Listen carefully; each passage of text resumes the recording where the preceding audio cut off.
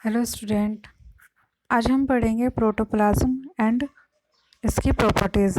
Last lecture में हमने cell theory, cell types के बारे में पढ़ा था। यह टॉपिक भी बीएससी फर्स्ट ईयर के पेपर 3 का टॉपिक है।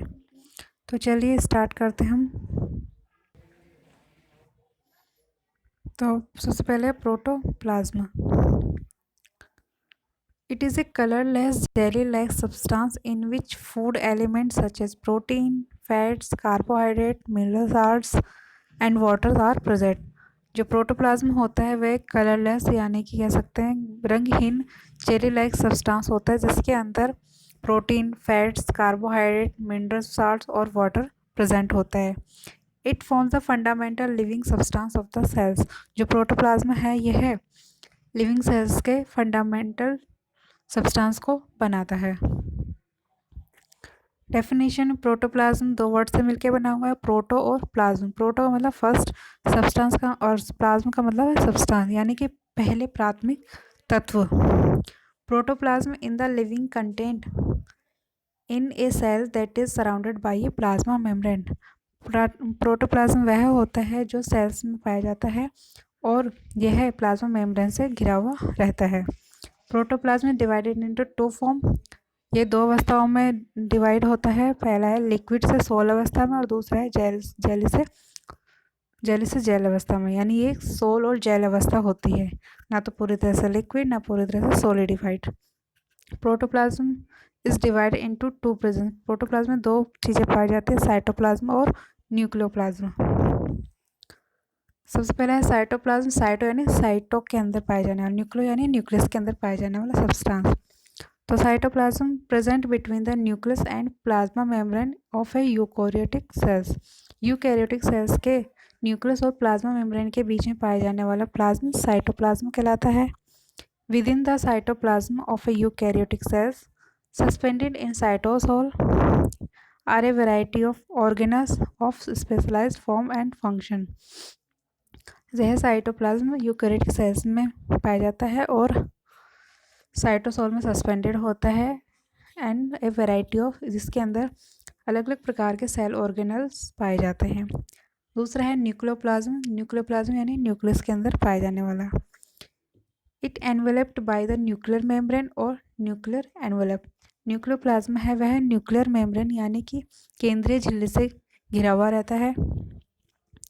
The nucleoplasm is highly viscous liquid that surround the chromosomes and nucleoli. यह न्यूक्लियोप्लाज्म क्रोमोसोम्स और न्यूक्लियोलाइज को के चारों तरफ घिरा हुआ रहता है। Many substances like nucleotide enzymes are dissolved there. कई प्रकार के सब्सटेंस जैसे कि न्यूक्लियोटाइड और एंजाइम्स में घुले हुए रहते हैं। The soluble liquid portion of the nucleoplasm is called nuclear hyaloplasm. इसमें जो सोल्यूबल और लिक्विड पोर्शन होता है न्यूक्लियोप्लाज्म में वह न्यूक्लियर हाइलोप्लाज्म कहलाता है। अब है प्रोटोप्लाज्म के elements. Main elements oxygen, hydrogen, carbon और नाइट्रोजन होते हैं। प्रोटोप्लाज्म के कंपाउंड्स, अगर कंपाउंड में देखें तो 75% वाटर होता है। प्रोटीन्स होते हैं वह 10 से 20% होते हैं, जिसके अंदर सेल स्ट्रक्चर, अमीनो एसिड और बिल्डिंग ब्लॉक्स होते हैं, जो कि लिपिड्स होते हैं वह 2 to 3% होता है। कार्बोहाइड्रेट यह 2% होता है लगभग। सॉल्ट्स होता है 1%। प्रॉपर्टीज़ ऑफ प्रोटोप्लाज्म कि प्रोटोप्लाज्म की क्या क्या प्रॉपर्टीज़ होती है। पहले इरिटेबिलिटी, यानी कि प्रोटोप्लाज्म इरिटेबल भी हो सकता है। सेकेंड, कंडक्टिविटी, इसमें कंडक्टिविटी भी हो पाई जाती है। Third, contractibility and mobility. Fourth है metabolism. Fifth, growth. Sixth, reproduction. Seventh, absorption. Eighth, secretion. Ninth, excretion और 10, रेस्पिरेशन। ये सारी ही प्रॉपर्टीज प्रोटोप्लाज्म में पाई जाती है। तो पहला है irritability. It can respond to a stimulus in its environment, यानी वातावरण में जो भी चेंजेस होते हैं, जो भी स्टिमुलस होते हैं, उसके अकॉर्डिंग प्रोटोप्लाज्म भी रिस्पॉन्स करता है। दूसरा है conductivity. The transmission of an effect from one part of the cells to another through the cells. Conductivity में जो भी ट्रांसमिशन होता है वह वन सेल के एक पार्ट से होता हुआ दूसरे सेल के दूसरे साइड में पहुंचता है। तीसरा है contractibility and mobility, ability to shorten its length in response to a stimulus. कोई भी स्टिमुलस है उसके अकॉर्डिंग रिस्पॉन्स की लंबाई को, लेंथ को शॉर्ट करना कॉन्ट्रैक्टिबिलिटी और मोबिलिटी कहलाता है। Metabolism, liberation of energy from nutrients necessary for growth and repair. Energy का फॉर्मेशन, एनर्जी जो कि न्यूट्रिएंट से मिलती है वह ग्रोथ और रिपेयर के लिए ज़रूरी होती है, जिसमें दो प्रकार के मेटाबॉलिज्म होता है। पहला है कैटाबॉलिज्म, दूसरा है anabolism. Catabolism, it is the breakdown of complex compound into simple one. Catabolism में कॉम्प्लेक्स कंपाउंड सिंपल कंपाउंड से बदलते हैं, और एनाबॉलिज्म में synthesis of complex compound from the simpler one. और एनाबॉलिज्म में सिंपल कंपाउंड से कॉम्प्लेक्स कंपाउंड का फॉर्मेशन होता है। फिफ्थ है growth, an organise cell can increase its bulk from growth purpose. कोई भी सेल ऑर्गेनल है वह अपने साइज को इंक्रीज कर सकती है ग्रोथ पर्पज के लिए। Example mitosis for multicellular organism. Mitosis के द्वारा मल्टीसेलुलर ऑर्गेनिज्म में ग्रोथ संपन्न होता है। सिक्स्थ पॉइंट है रिप्रोडक्शन। रिप्रोडक्शन दो तरीके से हो सकता है, माइटोसिस और meiosis. The process by which cell reproduce by dividing into two identical cells called daughter cells. Mitosis या म्यूसिस के जरिए ही सेल्स रिप्रोड्यूस होती है, जिसमें सेल्स दो सेल्स में डिवाइडेड होती है जो कि आइडेंटिकल होती है, जिन्हें डॉटर सेल्स कहा जाता है। सेवन्थ पॉइंट है एब्जॉर्प्शन। इसमें है pinocytes. Cells drinking cell membrane invaginates becomes vacuole. जो भी सेल्स है वह कोई भी सब्सटेंस को सेल वैक्यूल में घेर लेती है, जिसे पिनेकोसाइट कहा जाता है। दूसरा फैगोसाइट, सेल जो है सॉलिड सब्सटेंस को खाने की प्रक्रिया को फैगोसाइटोसिस कहा जाता है। एट्थ है सिक्रीशन। इसमें प्रोटोप्लाज्म है वह एलिमिनेशन ऑफ यूजफुल मटेरियल। और नाइन्थ है excretion, elimination of waste material.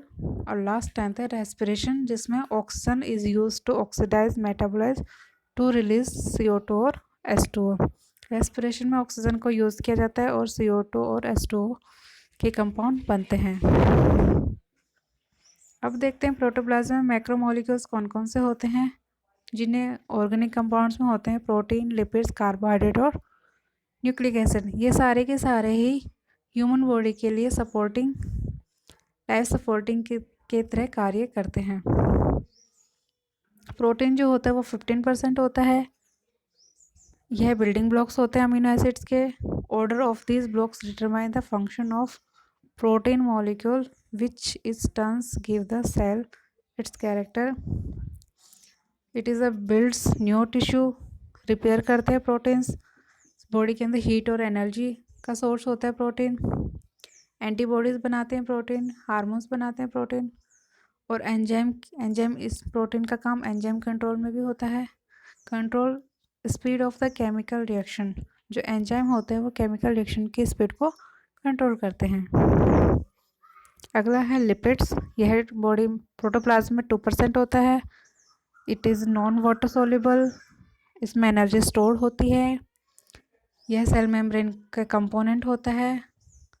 It protect against heat और कोल्ड।